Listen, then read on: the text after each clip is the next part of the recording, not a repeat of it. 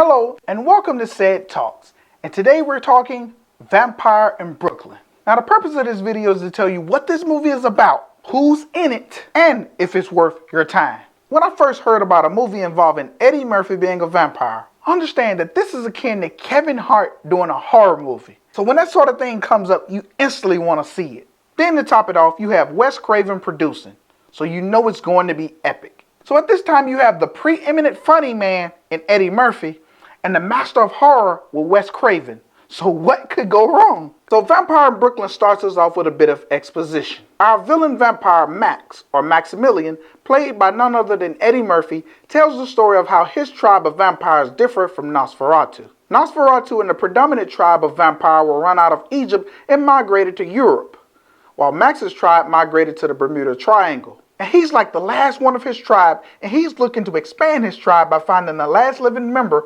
of his race.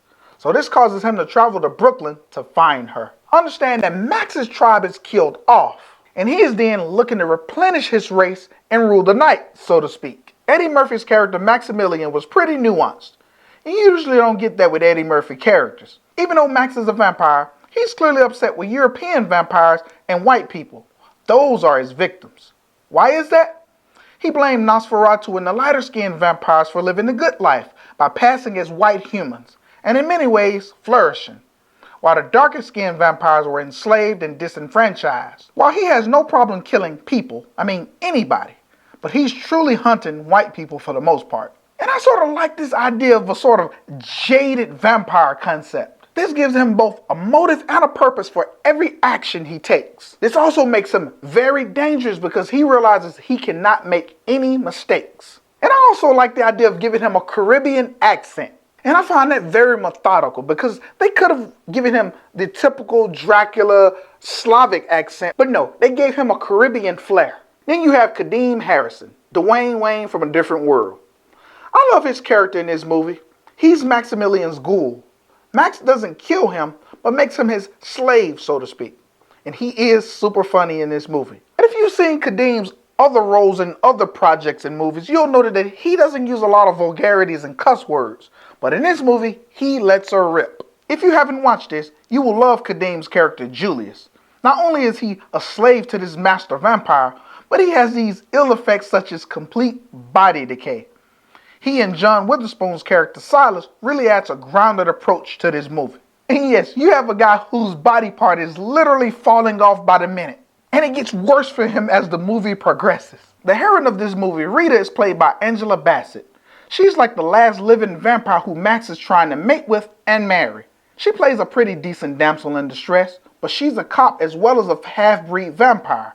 She's a lot tougher than she understands as well. There's a point in this movie where she realizes that, hey, I haven't had a cold or a broken bone at all. Things humans normally go through. And I find that the moment that dawns on her is something really special and a pivotal point in this movie. And our hero of the movie is Alan Payne, or as many of you may know, CJ from Tyler Perry's House of Pain, or G Money from New Jack City. He's trying to keep Angela Bassett's character from falling prey to Eddie Murphy's Max's charm and devilish schemes.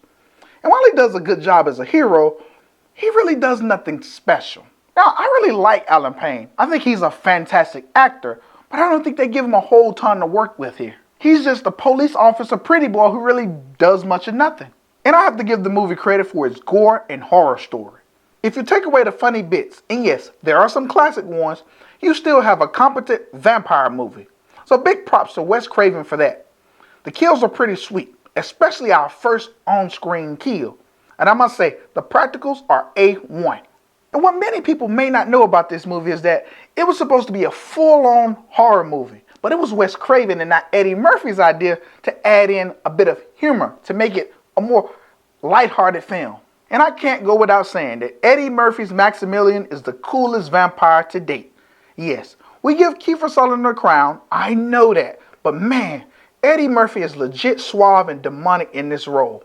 And while there is minimal comedy in this movie, there are some moments that hits really hard. 2 words, church scene. And I really enjoyed this movie. And if you haven't seen this, let me say, you're missing out on a cult classic. So yeah, go and watch Vampire in Brooklyn.